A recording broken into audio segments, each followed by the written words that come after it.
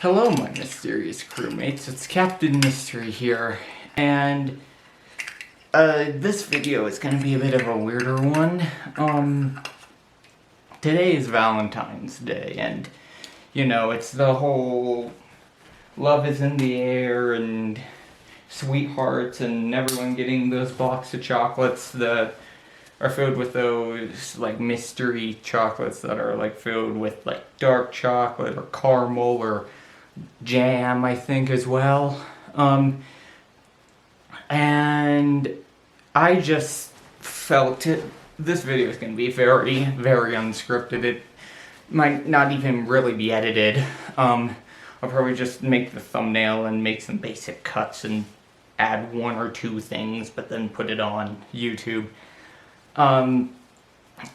Today is Valentine's Day, and I felt it necessary to explain from my perspective, being a child of divorce's perspective, on the idea of love and affection and loyalty to one's spouse or husband.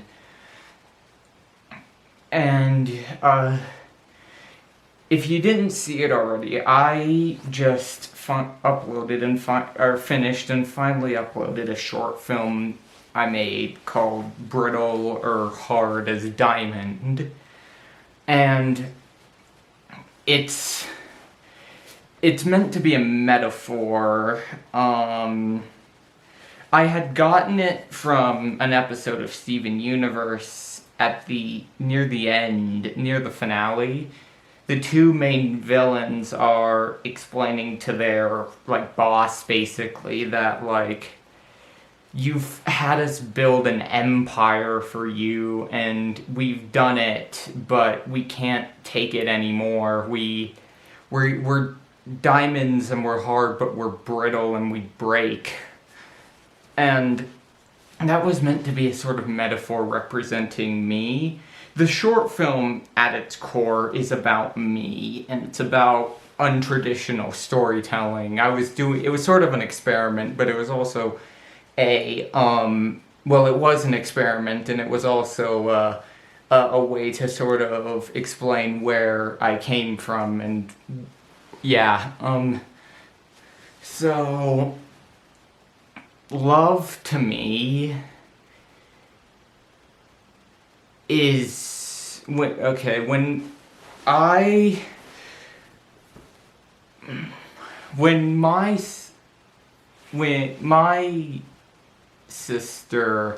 my father had his parental rights taken away from my sister, and in order to best make a decision, which I have opinions on, but that's for another day, the court hired, or my mother, I get conflicting stories, hired a psychological evaluator to evaluate my psychological status, my father's psychological status, my sister's, both of my sisters, and my stepfather's.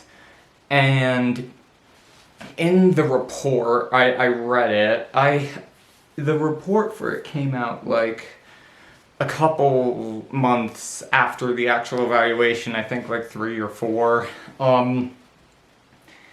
And it came out, and I read it, and I didn't take it well in the slightest, but there was a line there that made me sort of flash back to when I was actually answering his questions, and it said, love between my parents is dead, and that pretty much sums up my opinion of love, is that it's dead, that there's no true love's kiss, there's no happily ever after, there's no... The only word that comes to mind is depth. And that might seem pessimistic, but it's more or less true. I mean, love is just chemicals in your brain. It's just... It's just attraction. It's just dopamine and epinephrine and all of those hormones and chemicals in your brain that make you feel good. And that's all it is. That's all it is. And those chemicals, their effect wears off like only about like 5 years after they start. So in a way, love dies after 5 years of a relationship, and I'm not saying that like two people who like each other can't have a genuinely good relationship after a 5-year timer, but all I'm saying is that what started that relationship is long gone after that time. And half of all marriages end in divorce. And you see, I was watching a video called like Divorce Lawyers Give Marriage Advice or Relationship Advice, and they said that, one of them said that if I told you that there was a 52% chance that after you walked out of this building a bowling ball would fall on you, you would either wear a helmet or not walk out of the building. And in a sense, I've sort of chosen to not walk out of the building because I've seen what love can devolve into, and it's not pretty. It's grudgeful, and I'm about to cry. I don't think I've ever cried on camera. Or maybe I have, I don't know. It devolves, and it ain't pretty. It's ugly, and it's grudgeful, and it's regret-filled, and it's... The only word that comes to my mind is parasitic. It ain't pretty. It really, really isn't pretty. And it hurts. When I said in the short film that I was told that my parents would never get a divorce, I meant it. That conversation happened. It was like 12 years ago, at least, but it happened. And I just can't help but think they set me up for failure. I mean, all except 2 of my friends, like people I consider friends, are all of the male sex, to put it bluntly. And I have 2 female friends. Those 2 female friends, we became friends basically because someone told us to. One female friend has a mutual friend to, well, one female friend, her mother is friends with my father, so, and they suggested, oh, you two should talk, and we were just like, sure. And another friend, my teacher had paired me up with her and another friend of mine who's male, and we did a project together, and we stayed in touch. I haven't messaged her in a while. I don't think I've messaged one of them like 2 weeks ago, and the other female friend I haven't messaged in a while.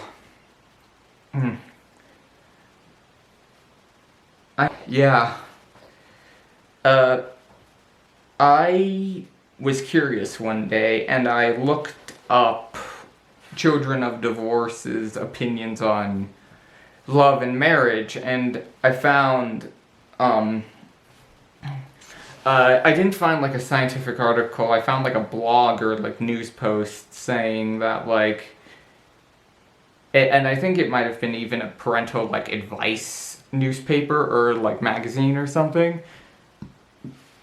And they said that like, in the article they said that like children of divorce can like be scared to marry, or like be very like hesitant to like commit to a marriage. And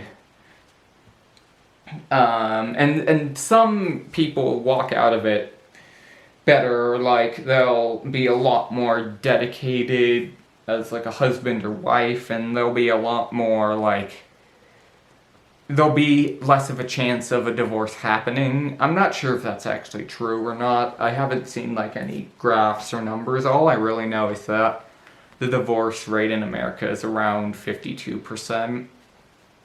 And I mean, I gotta use the bathroom. I gotta do homework. I think that's my spiel. I mean, there's a book on Amazon called, I can't say the name because there's a swear word, but it pretty much just says F love. And I saw it in a library, and that's what like got me interested in it. And it said that, and I read the like abstract on the back of it, and it said that like something along the lines of, and I'm paraphrasing, like, don't marry based on love, marry based on like practicality, or like a genuine enjoyment of being around this person. And yeah, I might read it. I'll probably end up reading it. I don't know. I gotta get to homework.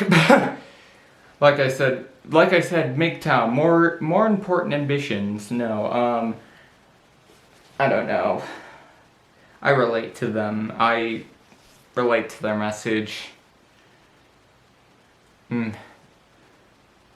What doesn't kill you makes you stronger, but it still hurts.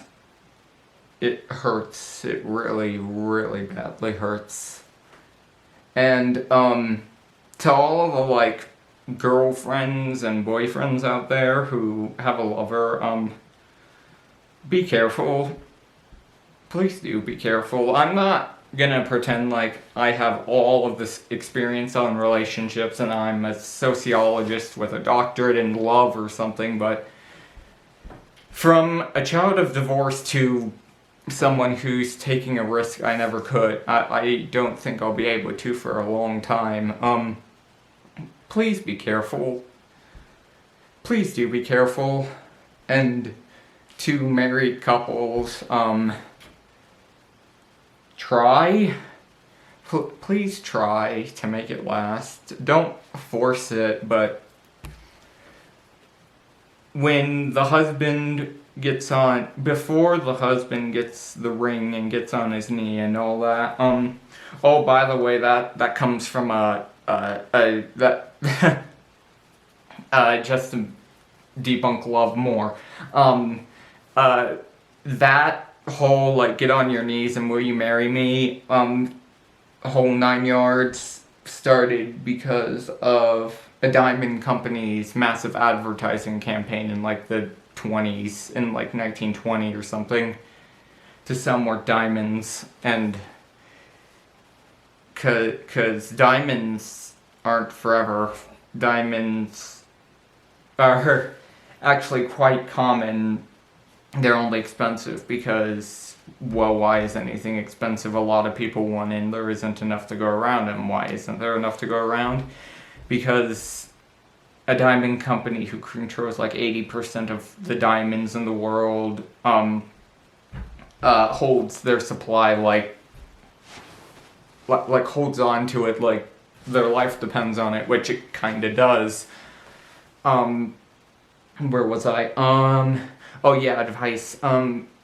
So before you decide to put a ring on it, be sure of this woman or man. Please think long and hard, very long and very hard about it. And maybe even if you're feeling really ambitious, like the day before you get married, or like the day before it's all finalized, maybe like give her the chance to walk out and be like, hey, I'm gonna ask you the one question no aspiring husband hopes to ask, but if I don't, and something horrible happens, I'm probably gonna be miserable. Are you sure? Are you really sure? Till death do us part, till through sickness and through misery. I can't remember the vows. It's like till all I know is the famous till death do us part. And for and actually, let me clarify something. If like someone makes it to like 50 years together with one person, that's amazing, and that's really really great and amazing. My grandparents, both of them, they stayed together. Both my grandfather and grandmother on my mother's side, and my grandfather and grandmother on my father's side, both stayed together, and they both, I think, at least sort of like each other. I mean, the stereotype of old couples is that they sort of bicker and argue, but it's nothing like horrible. And my grandparents on my father's side, it was till death did them part. My grandfather died about